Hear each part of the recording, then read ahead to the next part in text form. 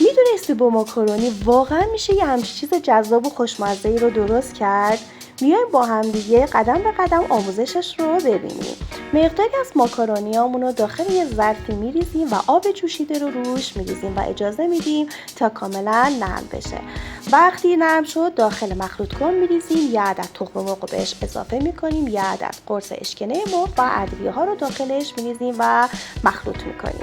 وقتی به این حالت در اومد داخل تابمون رو کمی چرب میکنیم و از مایه داخل تابمون میریزیم. وقتی یه طرفش کاملا نرم شد و پخت برمیگردونیم، طرف دیگرش رو با سس قرمز رومال میکنیم و از مواد گوشت چرخ کرده اضافه میکنیم، کمی پنیر پیتزا و لایه بعدی رو روش قرار میدیم و دو طرفش رو کاملا سرخ میکنیم. به قدری لذیذ و خوشمزه است که واقعا توصیه میکنم امتحان کنید. خیلی جذابه.